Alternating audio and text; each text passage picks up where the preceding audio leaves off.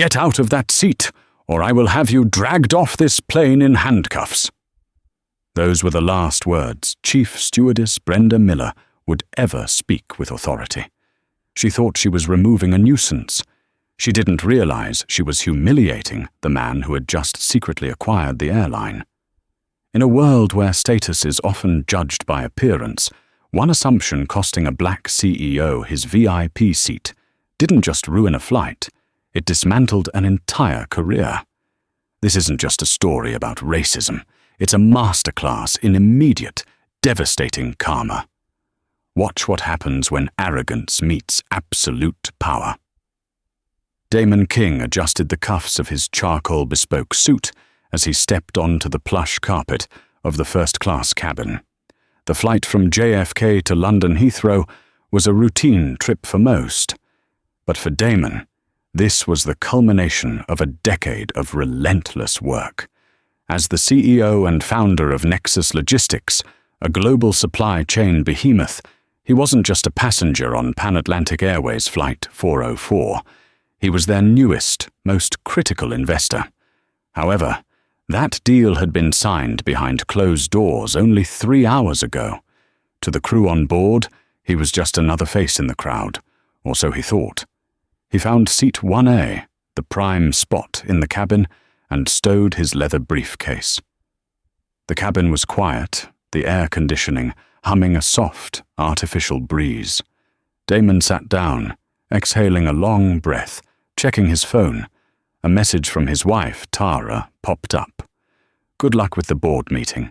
Bring me back some tea." He smiled, typing a quick reply before switching the device to airplane mode. Peace, however, was short-lived. Heavy footsteps thumped down the aisle, followed by a loud, exasperated sigh. "Excuse me?" a voice boomed. You're in my seat." Damon looked up. Standing over him was a man who looked like he had been manufactured in a country club factory. He wore a beige linen suit that was slightly too tight, a pink polo shirt underneath, and loafers with no socks. His face was flushed, likely from a pre-flight drink at the lounge. This was Patrick Archibald. "I beg your pardon?" Damon asked, his voice calm, baritone and polite. "1A, that's my seat," Patrick snapped, waving a boarding pass that he didn't bother to show clearly. "I always sit in 1A, every time I fly to London. You're in the wrong spot, pal. Economy is back that way." He pointed a manicured finger toward the curtain, separating the elite from the rest. Damon didn't flinch. He simply tapped the digital boarding pass on his phone screen and held it up. "Damon King. Seat 1A. I booked this weeks ago. Perhaps you're mistaken." Patrick didn't even look at the phone. He scoffed, a wet, dismissive sound. "I'm not mistaken. I'm a Platinum Legacy member. My father is on the board of the airport authority. I don't make mistakes, I make calls. Now move." The commotion caught the attention of the flight crew. From the galley, the chief purser, Brenda Miller, marched over. She was a woman in her late 40s with a tight bun and a smile that didn't reach her cold, calculating eyes. She scanned the scene, the flushed, wealthy-looking white man standing indignantly, and the calm, black man sitting in the premium seat. "Is there a problem here, Mr. Archibald?" Brenda asked, her voice dripping with practiced sweetness as she addressed Patrick. She clearly knew him, or at least knew his type. "Brenda, finally," Patrick groaned, dropping his carry-on bag with a thud. "This individual is refusing to vacate my seat. There's been a double booking, obviously, and since I'm me and he's... well, look at him. We know who needs to move." Brenda turned her gaze to Damon. The sweetness evaporated instantly, replaced by a rigid, school-marmish glare. "Sir, I need to see your boarding pass." Damon held it up again. "It's right here. Seat 1A, paid in full." Brenda glanced at it for barely a second before shaking her head. "I'm afraid there's a glitch in the system. We've been having issues with third-party bookings all day." Mr. Archibald has a priority standing with the airline.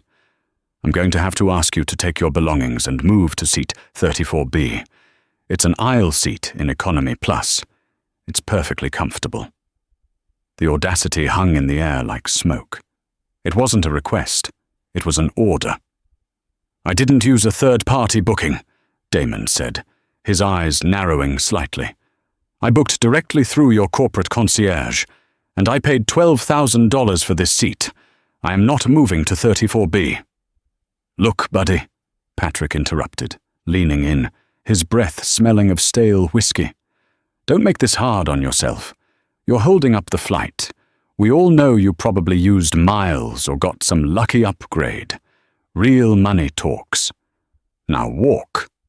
Damon looked at Brenda, waiting for her to correct the passenger's behavior.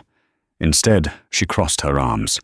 "Sir, if you do not cooperate, I will be forced to classify this as a disturbance. We don't have time for arguments. The captain wants to push back in 10 minutes. Move. Now." Damon King remained seated. He had faced hostile boardrooms, aggressive takeover attempts, and media scrutiny. A rude flight attendant and an entitled air were irritants, not threats. But the level of disrespect was rapidly climbing from annoying to actionable. "I am not causing a disturbance," Damon stated, his voice dropping an octave, becoming dangerously quiet. "I am sitting in the seat I paid for. If there is a double booking, which I doubt, then the person without the valid assignment for 1A should move, or you can offer me a refund of my ticket plus compensation before I agree to move." "That is the protocol." Brenda laughed. It was a sharp, incredulous sound. "Protocol? You want to lecture me on protocol? I've been flying for 20 years. I decide the protocol on this aircraft. And right now, the protocol is that you are disrupting the safety and order of this cabin." She reached for the intercom phone on the wall. "Captain, we have a non-compliant passenger in first class, requesting gate agents to assist with removal." "Removal?" Damon repeated. "You're kicking me off the flight?" "You refused the alternative seat," Brenda said smugly. "Therefore you are refusing to fly." Patrick smirked, pulling out his phone to record the interaction. "Say cheese. You're about to go viral, pal. Unruly passenger dragged off plane." "I love it." Within moments, 2 gate agents appeared at the door. One was a burly man named Greg Sullivan, wearing a high-visibility vest over his shirt. He looked tired and impatient. "What's the issue, Brenda?" Greg asked. "He's refusing crew instructions," Brenda said, pointing a long, manicured finger at Damon. "He's become aggressive." "Aggressive?" Damon stood up then, towering over Patrick. The cabin went silent. "I haven't raised my voice once. I haven't used profanity. I have simply stated that this is my seat." Greg stepped forward, putting a hand on his belt. "Sir, once the crew decides you're off, you're off. We can do this the easy way, or I can call the Port Authority police and you can leave in cuffs. Your choice. But you aren't flying to London on this bird." Damon looked at the 3 of them, Patrick smirking with entitlement, Brenda drunk on petty power, Greg blindly following orders without checking the facts. A strange calm washed over Damon. He realized that arguing was pointless. Logic wouldn't work here because this wasn't about logic. It was about hierarchy, and they thought he was at the bottom. "Fine," Damon said. He reached down and picked up his briefcase. "I will leave, but I want it noted on the record that I was removed without cause." "Noted," Greg said sarcastically. "Let's go." Damon stepped out into the aisle. Patrick clapped mockingly. "Bye-bye. Enjoy the bus ride." As Damon walked past Brenda, he stopped for a fraction of a second. He looked her dead in the eye. "You have made a very expensive mistake, Brenda. I hope you enjoyed your career."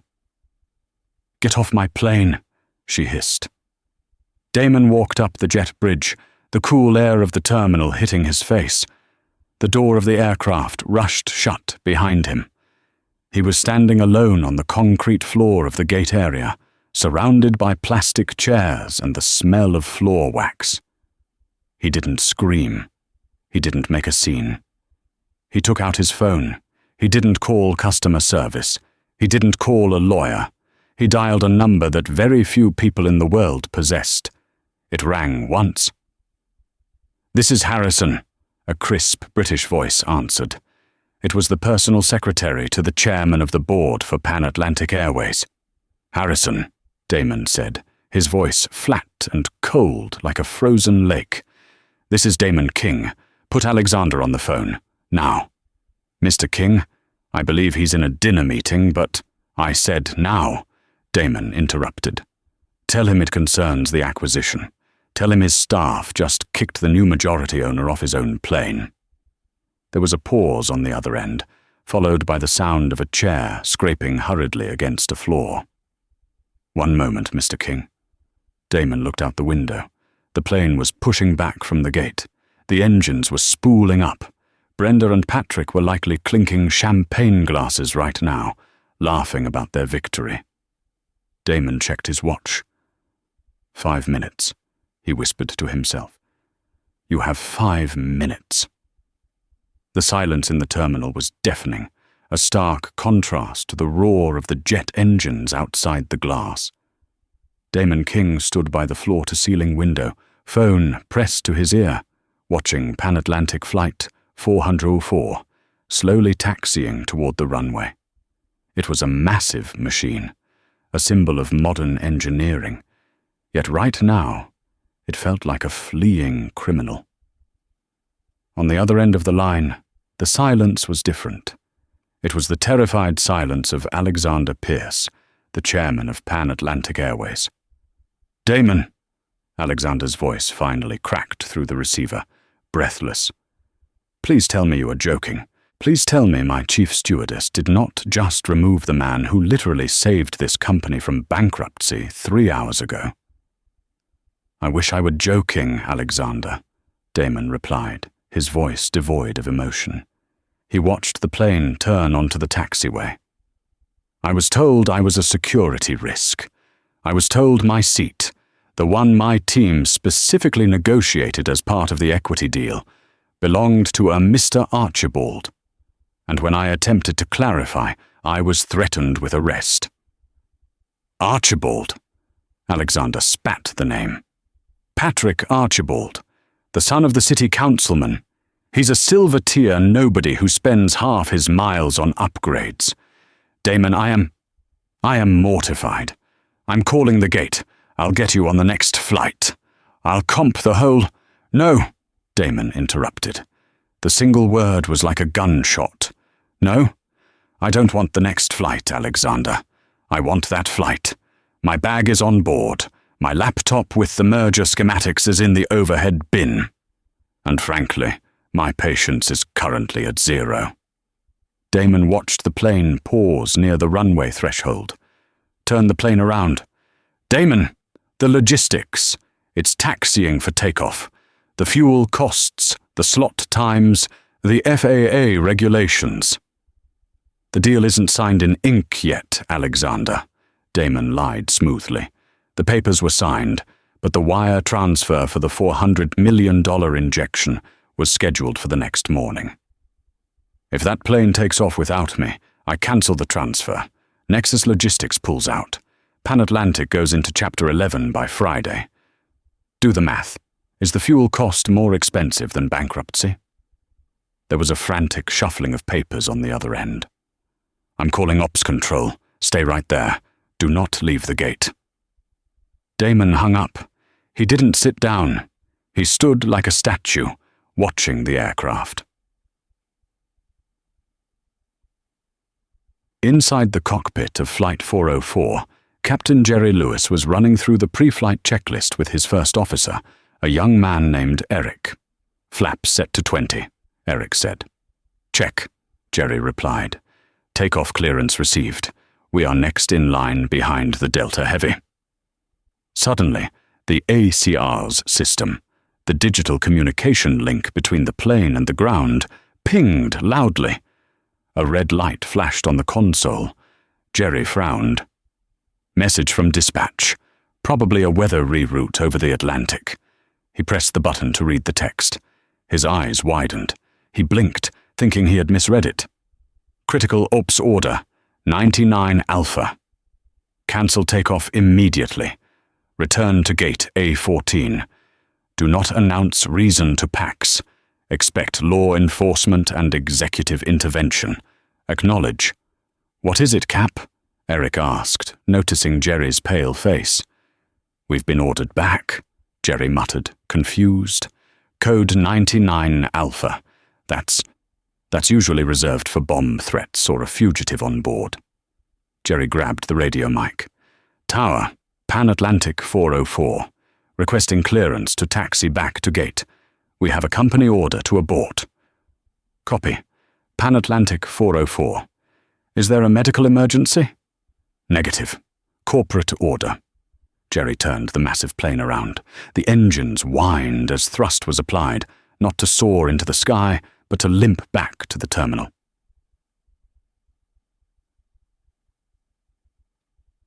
In the first-class cabin, the mood was celebratory. Patrick Archibald had reclined seat 1A all the way back. He was sipping a glass of Dom Perignon, his shoes off, his feet resting on the ottoman. Finally, Patrick sighed, swirling the champagne. Some peace and quiet. You handled that beautifully, Brenda. Just beautifully. Brenda Miller was beaming. She was busy arranging a tray of warm nuts. Thank you, Mr. Archibald. We aim to please our best customers. Some people just don't understand the hierarchy of things. They think buying a ticket makes them equal. Exactly, Patrick laughed. Did you see his suit? Looked expensive, but you can put a tuxedo on a goat. It's still a goat. Probably a rapper or something trying to act important. He claimed he knew the owner, Brenda chuckled, shaking her head. They always claim they know the owner. In my 20 years, I've heard it all. I know the CEO. I'm friends with the mayor. If he knew the owner, he wouldn't be arguing with me. Just then, the plane lurched. The sensation of forward momentum stopped, and the aircraft began a slow, shuddering turn to the left. Patrick sat up, spilling a drop of champagne on his shirt. What the hell? Why are we turning? Brenda frowned. She picked up the cabin phone and dialed the cockpit. Captain, this is Brenda in first. The passengers are asking why we're turning around. Brenda, secure the cabin. Jerry's voice came over the line, tight and stressed. We've been ordered back to the gate. High priority. Gate agents are meeting us. Brenda hung up, her face pale. We have to go back. Technical issue, I assume. Unbelievable! Patrick slammed his fist on the armrest. This airline is becoming a joke. First the riffraff, now the plane is broken? As the plane rolled back toward gate A14, Brenda felt a knot form in her stomach. It wasn't a technical issue. The lights in the cabin didn't flicker. The engine sounded fine. She looked out the window as they approached the gate. Usually, there was just the jet bridge operator. Today, there were 4 black Cadillac Escalades parked right on the tarmac next to the gate stand. Standing next to them were men in dark suits, and in the center of the group, pacing nervously, was a man Brenda recognized from the company newsletter. It was Alexander Pierce, the chairman, and standing next to him, looking calm and deadly, was the black man she had just kicked off the plane. Brenda dropped the tray of nuts. The porcelain bowl shattered, sending cashews scattering across the floor of the first-class cabin. The seatbelt sign pinged off, but nobody moved. The tension in the aircraft was palpable. The passengers in economy were grumbling, wondering why their trip to London had been aborted after 20 minutes of taxiing. But in first class, the silence was heavy. Brenda Miller stared out the porthole window, her hands trembling. She watched as the jet bridge extended and locked onto the fuselage with a heavy metallic thud. "What is going on?" Patrick demanded, trying to peer out the window. Is that security? Did they catch a terrorist?" "I don't know," Brenda whispered. Her throat felt dry. She smoothed her uniform, trying to regain her composure. "It's fine," she told herself. "I followed protocol. The man was disruptive. The chairman is probably here to apologize to Mr. Archibald for the delay." The cabin door opened. Usually the gate agent would step in to explain the delay. This time, Alexander Pierce stepped onto the plane. He was a tall man with silver hair, wearing a suit that cost more than Brenda's annual salary. His face was a mask of pure fury. Behind him walked Damon King. Damon wasn't holding his boarding pass anymore. He walked with the relaxed, terrifying confidence of a predator entering its own territory. Behind them came two large men in suits, corporate security, and Greg, the gate agent who had helped remove Damon. Greg looked like he was about to vomit. "Turn on the house lights," Alexander barked. "Full bright, now." Brenda scrambled to the control panel and hit the switch. The cabin was flooded with harsh, white light, ruining the cozy ambience. Alexander walked straight into the first-class cabin and stopped in front of Seat 1A. He looked down at Patrick Archibald. "Mr. Pierce!" Patrick exclaimed, recognizing the man. He tried to stand up, offering a hand. "Patrick Archibald, my father is—" "Sit down," Alexander said. He didn't yell, but his voice carried to the back of the plane. "Do not speak until I tell you to speak." Patrick froze, his mouth open, confused. He sank back into the seat. Alexander turned slowly to Brenda. She was standing by the galley, clutching a coffee pot like a shield. "You," Alexander said, pointing at her. "Name?" "Be Brenda," she stammered. "Brenda Miller, Chief Purser." "Sir, I can explain regarding the earlier disturbance.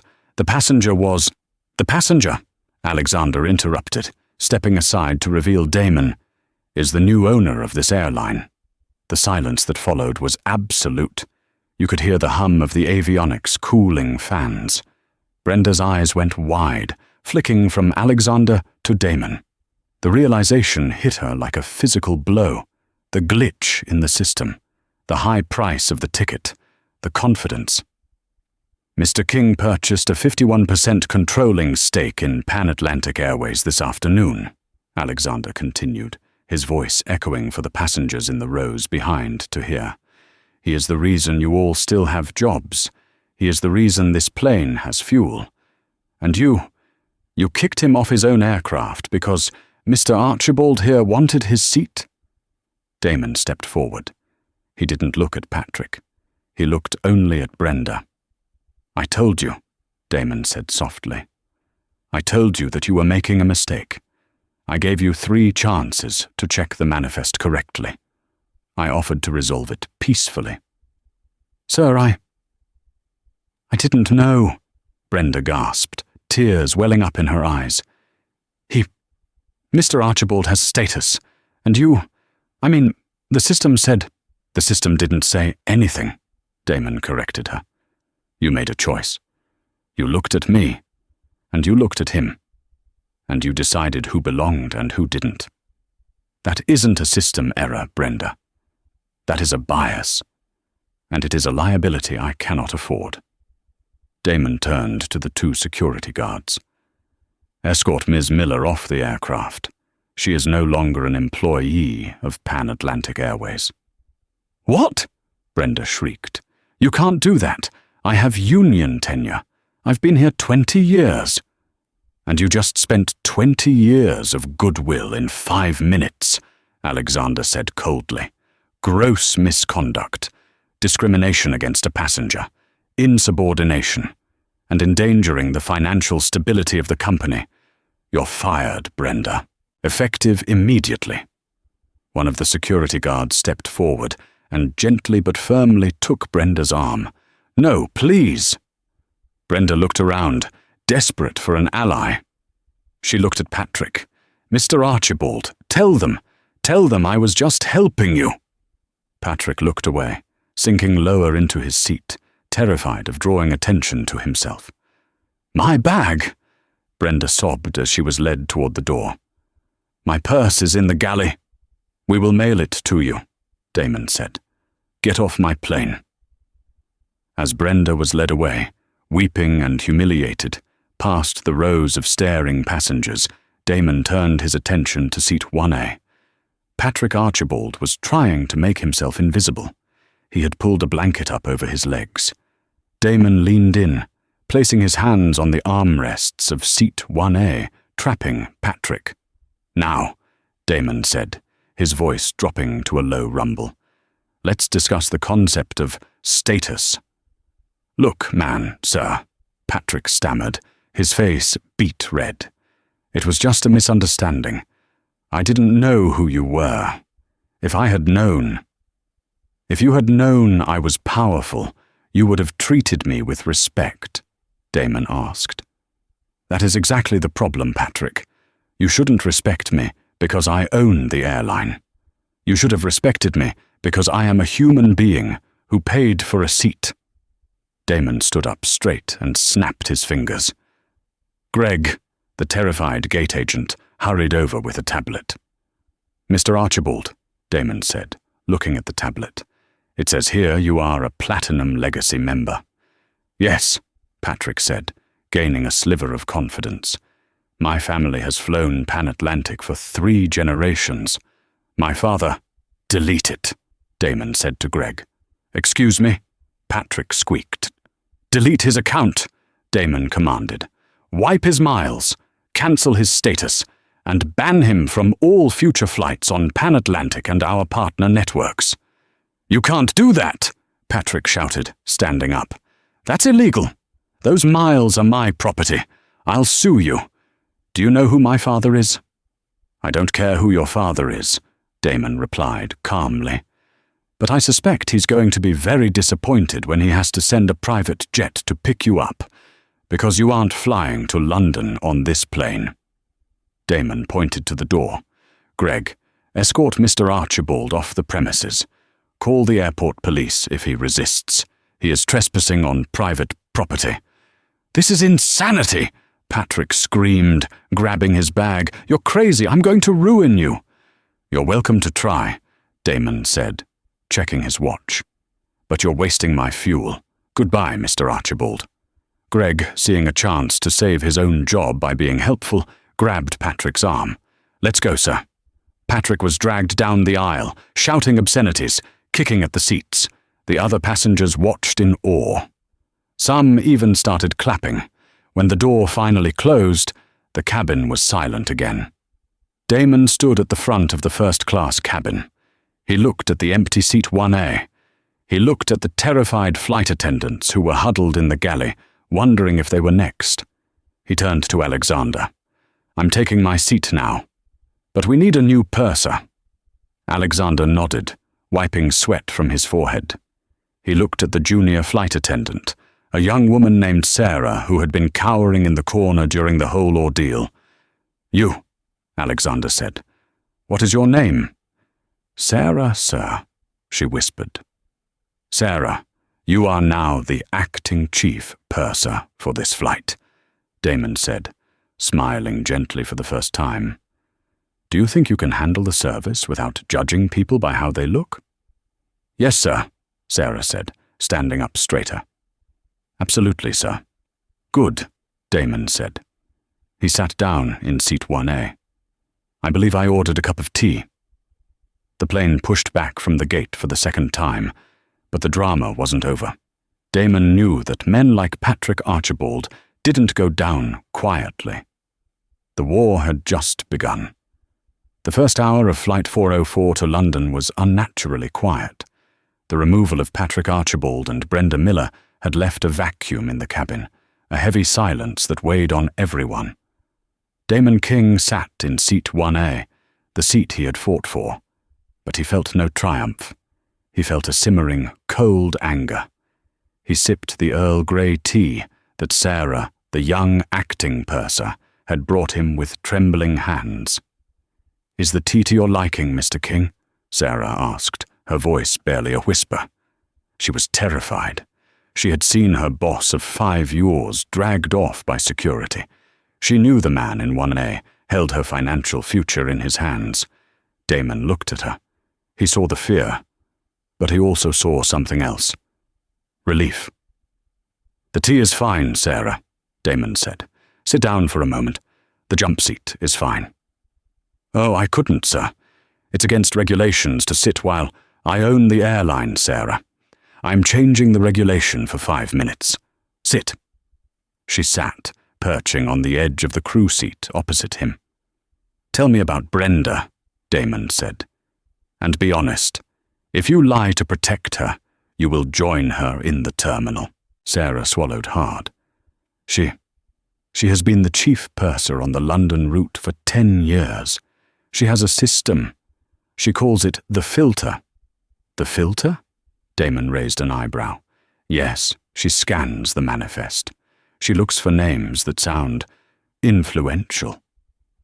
She treats them like royalty. If she sees a name she doesn't recognize, or if someone looks like they don't fit in first class, she finds a way to move them. She says it keeps the atmosphere exclusive.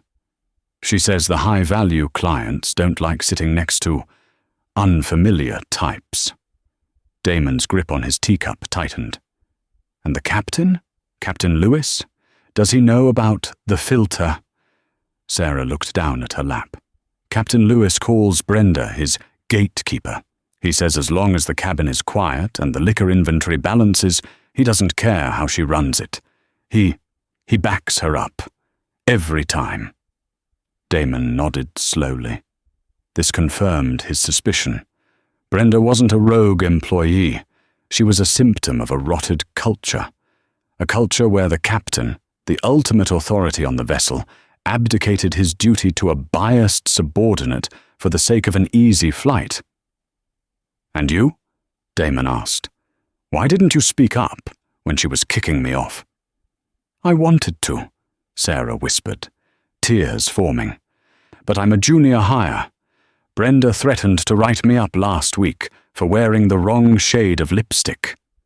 If I contradicted her in front of a passenger, she would have had me fired before we landed. I have rent to pay. I have a sick mother." Damon looked at her. He understood the dynamics of power better than anyone. The weak follow the strong because they have to survive. "Go back to work, Sarah," Damon said gently. "You did well to tell me the truth." As Sarah hurried away, Damon pulled out his laptop. He didn't work on the logistics merger. Instead, he opened a new document titled Personnel Restructuring Flight 404, Docs. He typed 2 names under the header, Termination for Cause. 1. Brenda Miller, executed. 2. Jerry Lewis, captain. Reason, dereliction of duty, enabling discriminatory practices. He paused. Then he added another name. 3. Eric Staton, first officer. Reason, complicity. The pilots were safely flying the plane, unaware that their boss was currently drafting their severance packages in the cabin behind them. They thought the storm was over. They thought they could land in London, apologize, and keep their pensions. They were wrong. Damon King didn't just prune branches. When a tree was poisoned, he dug up the roots. Meanwhile, on the ground at JFK, the war had already begun. Patrick Archibald sat in the back of a black limousine, his face a mask of blotchy red rage. He was on a video call, holding the phone with shaking hands. On the screen was his father, Councilman Lawrence Archibald. Lawrence was a man who looked like he was carved out of granite and old money. He sat in his mahogany-paneled office in Manhattan, smoking a cigar that cost more than a flight attendant's weekly wage. "He humiliated me, Dad," Patrick screamed, his voice cracking. "He had me dragged off like a criminal, In front of everyone. They cancelled my status. They banned me." "Calm down, Patrick," Lawrence said, his voice deep and gravelly. "Panic is for poor people. We get even." "How? He owns the airline. He's a billionaire." "He's a new billionaire," Lawrence corrected. "And new money is fragile. He just bought Pan-Atlantic. That means he's leveraged. He needs public trust. He needs the stock price to hold steady for the next quarter, or the banks will call in his loans." Lawrence leaned into the camera. "You recorded it, didn't you?" "Yes, but—" Patrick hesitated. I was assertive." "Send me the video," Lawrence commanded. "I have an editor who can fix assertive. We will cut the part where you insulted him. We will start the video at the moment he stood up and towered over you. We will make him look like an aggressor, a large, angry man intimidating a defenseless passenger. The angry black man trope?" Patrick smirked, wiping his nose. "It works," Lawrence said coldly. "The media loves a fall from grace. We will leak it to the Daily Chronicle. The headline will be, 'New CEO Tyrant Attacks Legacy Passenger.' We'll paint you as the victim of a corporate power trip. By the time he lands in London, he won't be giving orders. He'll be answering police questions." "Police?" "Yes. You're going to file a report. Assault, emotional distress, and theft of services. We are going to sue him for $50 million. But more importantly, we are going to tank his stock price before he even steps off that plane." Patrick smiled, the cruelty returning to his eyes. "Thanks, Dad." "Don't thank me yet," Lawrence said. "Just get to the police station and cry. Make sure you cry." 5 hours later, Flight 404 began its descent into London Heathrow. The sun was rising over the clouds, painting the sky in soft pinks and oranges, a deceptive beauty masking the hurricane waiting on the tarmac. Damon had not slept. He had spent the flight reviewing the company's bylaws and the UK's aviation labour laws. He knew that firing a captain upon landing was a logistical nightmare. It required a reserve crew to be flown in to fly the plane back. It would cost the airline hundreds of thousands of dollars in delays. He didn't care. As the wheels touched down with a screech of rubber on concrete, Damon closed his laptop. He put on his suit jacket and adjusted his tie. He checked his phone. He had 50 missed messages. His PR director, a sharp woman named Beatrice, had sent a text in all caps, "Do not speak to anyone at the gate." Archibald leaked a video. "It's edited. You are trending on Twitter." Boycott Pan-Atlantic is viral. Damon opened Twitter. There it was. The video. It was a masterpiece of manipulation. It started exactly when Damon stood up to confront Patrick. The angle made Damon look massive and threatening. The audio of Patrick's insults had been muted, replaced by a voiceover of a news anchor saying, "Witnesses claim the CEO demanded the seat and threatened the passenger with physical violence." The comments were a cesspool. Typical rich, arrogant jerk. Just because he has money doesn't mean he can bully people. "Sell the airline. Justice for Patrick." Damon watched the video twice. He didn't panic. He analyzed it like a football coach analyzing a rival's play. They had played their hand early. They relied on a lie that could be disproven, provided the truth still existed. The plane taxied to the gate. The seatbelt sign dinged off. Captain Jerry Lewis's voice came over the intercom. "Ladies and gentlemen, welcome to London.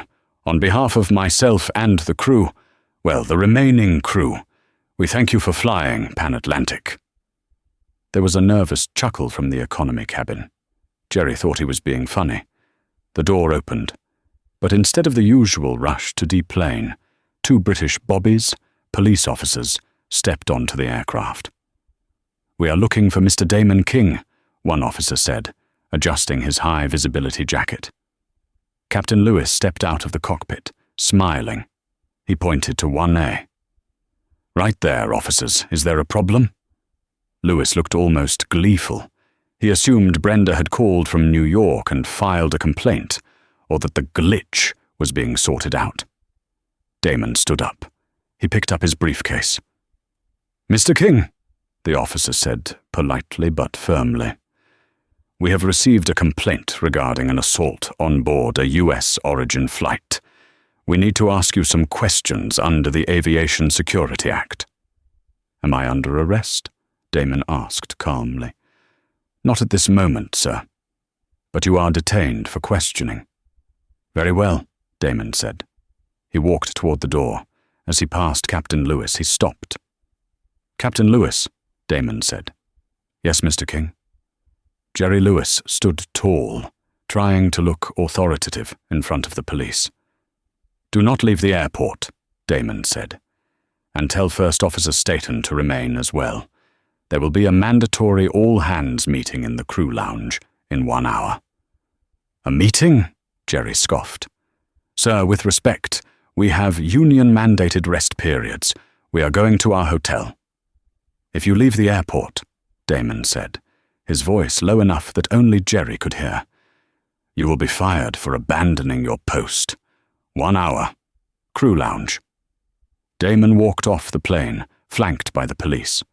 As they emerged into the terminal, the flashbulbs blinded him. Lawrence Archibald hadn't just called the police, he had tipped off the British tabloids. A swarm of photographers and reporters were waiting behind the velvet ropes. "Mr. King, did you hit that passenger? Mr. King, is it true you hate white people? Mr. King, are you resigning?" The questions were shouted like accusations. Damon kept his face neutral. He looked straight ahead, walking with a steady, rhythmic pace. He didn't hide his face. He didn't run. He saw a familiar face waiting by the customs exit. It was Audrey West, his London-based corporate attorney. She looked impeccable in a navy suit, holding a tablet, her face grim. She stepped through the police line, flashing her credentials. "I am representing Mr. King. No questions. Back off." The police led them to a private interrogation room near the immigration checkpoints. The door clicked shut, muffling the roar of the press. "It's bad, Damon," Audrey said immediately, not wasting time with pleasantries. "The Archibalds are going for the throat. They filed a civil suit in New York an hour ago. They're claiming PTSD, and the stock is down 8% in pre-market trading." Damon sat down at the metal table. "They edited the video." "We know," Audrey said, "but the public doesn't. And by the time we prove it, the narrative will be set. Nexus Logistics investors are calling. They're getting cold feet about the merger. If the stock drops another 10 points, the bank triggers the clawback clause. You could lose everything, Damon. Not just the airline. Nexus, too." Damon leaned back. The stakes had just gone from humiliation to total financial annihilation. "Where is the cockpit voice recorder data?" Damon asked. "The CVR?" Audrey frowned. "It's on the plane. It overwrites itself every 2 hours unless flagged. Why? And the cabin security feeds?" "Pan-Atlantic planes have cameras in the galley and the bulkhead of first class," Audrey said. "But the data is stored on a hard drive in the avionics bay. It's not cloud-based yet. That was part of the upgrade package you approved for next year." Damon's eyes narrowed. "So the only proof of what really happened is on that plane, on a hard drive?" "Yes." "And who has access to the avionics bay?" Audrey paused. "The maintenance crew, and the pilots." Damon stood up abruptly. "Captain Lewis." "What about him?" "Lewis sided with Brenda," Damon said quickly. "He saw me get detained. He knows I'm coming for him. If he talks to Brenda, or if he sees the news, he'll know that the only thing saving his pension is that hard drive disappearing." "You think he'd sabotage the evidence?" "I think a man who lets a paying customer be thrown off a plane to please a councilman's son is capable of anything to save his own skin," Damon said. We need to get to that plane, now. Damon, you're in police custody. Damon looked at the two officers guarding the door. Then get the chief inspector on the phone. Tell him I'm not the criminal.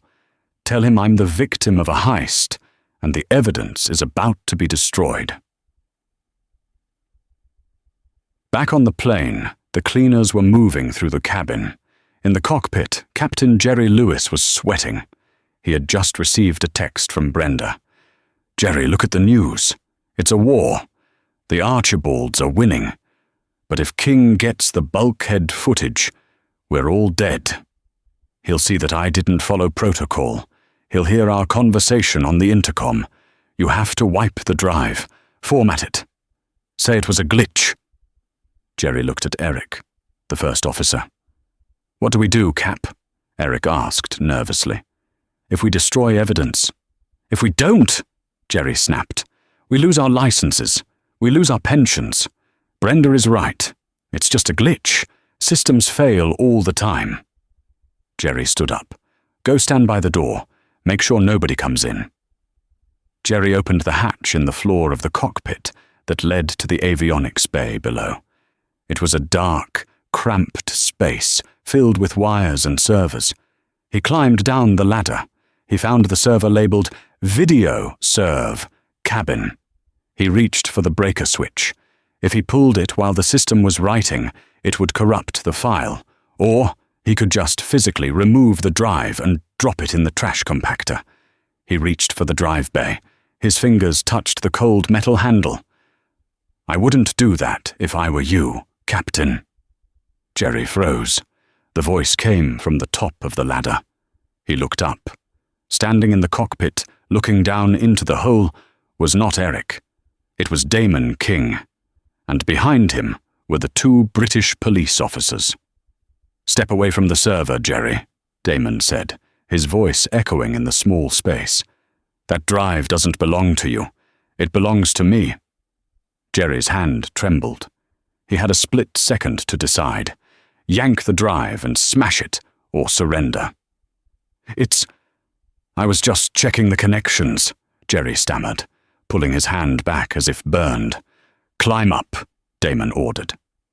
Slowly. Jerry climbed up the ladder, his face grey. Eric was sitting in the co-pilot seat, head in his hands, defeated. The police had moved faster than anyone expected. Damon stepped aside to let Jerry exit the hole.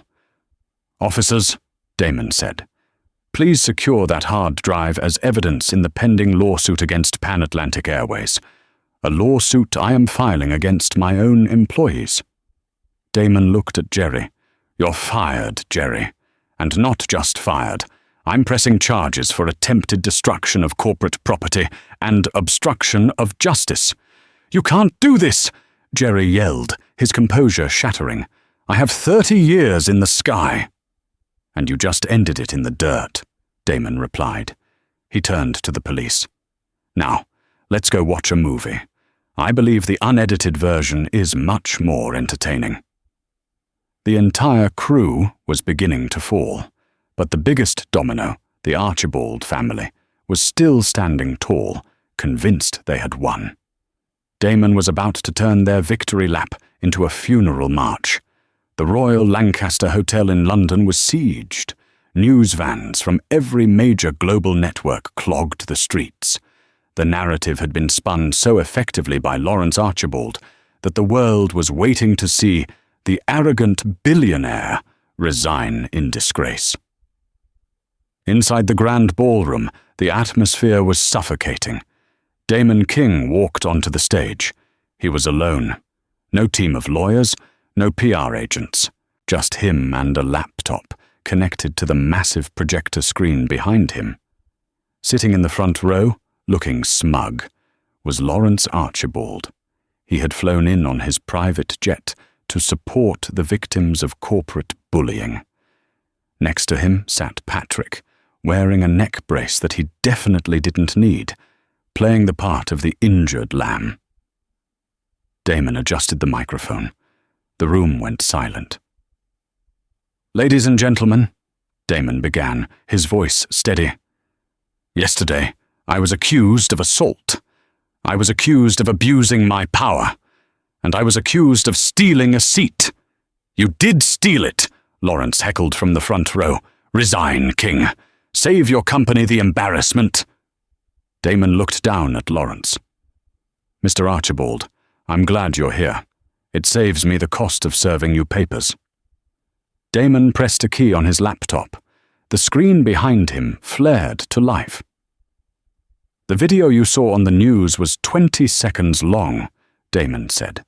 It was edited by a firm called Archibald Media Solutions, a subsidiary of your holding company.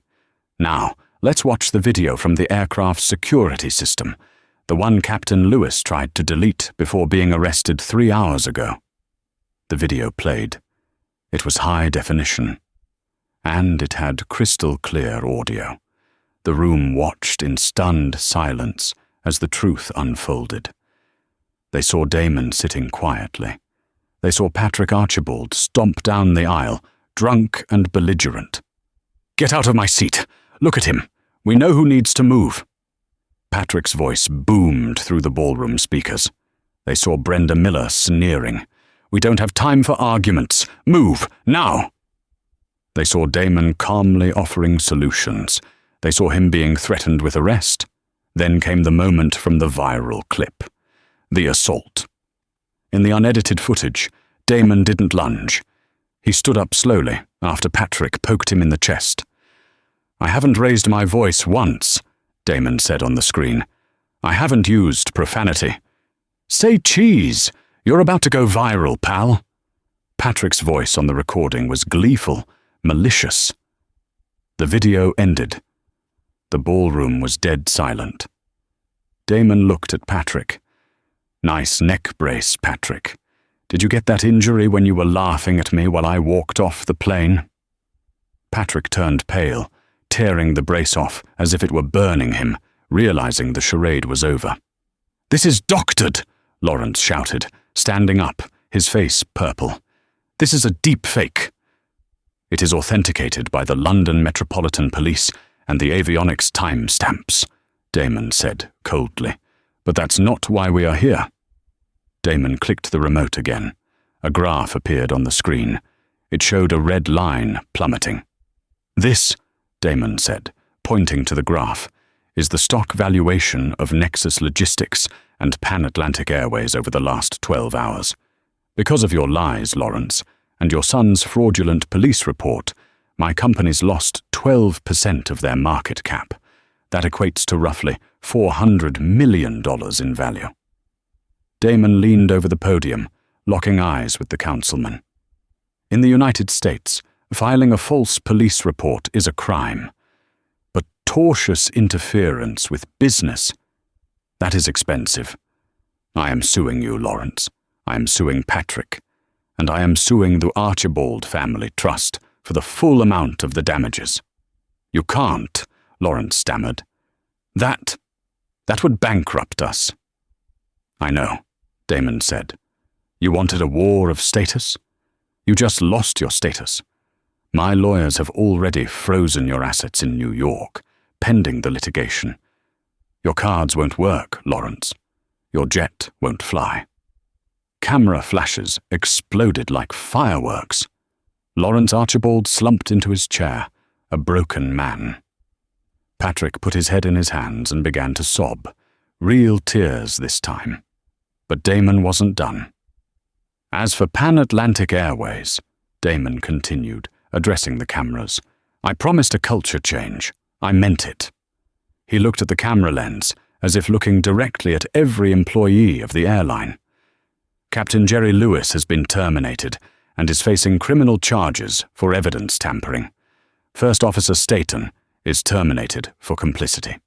Chief Stewardess Brenda Miller is terminated, and the entire cabin crew of Flight 404, who stood by and watched a paying passenger be discriminated against without saying a word. You are all terminated, effective immediately." A gasp went through the room. "Silence is consent," Damon said firmly. "If you see injustice in my company and you say nothing, You are part of the problem. We are hiring a new crew today, one that understands that the only color that matters in business is the color of the ticket, not the skin of the passenger." Damon closed his laptop. He didn't take questions. He walked off the stage, leaving the Archibalds to be devoured by the press they had invited. 6 months later, the rebranding of Pan Atlantic Airways was complete. It was now known simply as Nexus Air. The stock price had not only recovered, but doubled, driven by the public support for Damon's zero-tolerance policy on discrimination. In a small, greasy spoon diner in New Jersey, a woman in a stained apron poured coffee for a truck driver. "More coffee, hun?" she asked, her voice tired. "Yeah, fill it up," the driver said. He looked at her. "Hey, you look familiar. Didn't you used to work for that airline?" Brenda Miller flinched. She looked at the TV in the corner of the diner. It was playing a news segment. Former socialite Patrick Archibald was sentenced today to 3 years in prison for fraud and filing false police reports. His father, disgraced Councilman Lawrence Archibald, has filed for Chapter 7 bankruptcy after settling the landmark defamation suit with billionaire Damon King. Brenda looked away from the screen. "No," she said softly. "I never flew. I've been here the whole time." She walked back to the kitchen, the bell on the door ringing as a new customer walked in. Thousands of miles away, in the first-class cabin of a Nexus Air flight to Tokyo, Damon King sat in seat 1A. A young flight attendant walked up to him. "Mr. King, can I get you anything before takeoff?" "Just some water, please," Damon said. "Certainly." As she walked away, a passenger in seat 1B, a young man in a hoodie who looked like he might be a student, leaned over. "Excuse me," the young man said nervously. "Are you Damon King?" Damon smiled. "I am." I just wanted to say thank you," the kid said. "I used to be scared to fly. I always felt like people were judging me. But on this airline, I feel like I belong." Damon looked around the cabin. It was diverse. It was calm. It was respectful. "That's the goal," Damon said, raising his glass of water in a toast. "Enjoy the flight." The engines roared to life, and the plane lifted smoothly into the sky, leaving the old world far below in the clouds. Damon King didn't just win a lawsuit. He dismantled a legacy of entitlement. The downfall of the Archibalds serves as a brutal reminder. In the modern world, video cameras are everywhere, and the power of old money is nothing compared to the power of the truth. Patrick Archibald thought his seat was his birthright, but he learned the hard way that the only thing guaranteed in life is the consequence of your actions. Damon proved that true leadership isn't about demanding respect. It's about commanding it through integrity. If you enjoyed this story of high-flying justice and want to see more arrogant antagonists get exactly what they deserve, please smash that like button. Don't forget to subscribe and hit the notification bell so you never miss a new story. Share this video with someone who needs a reminder that karma is always watching. Thanks for watching, and see you in the next video.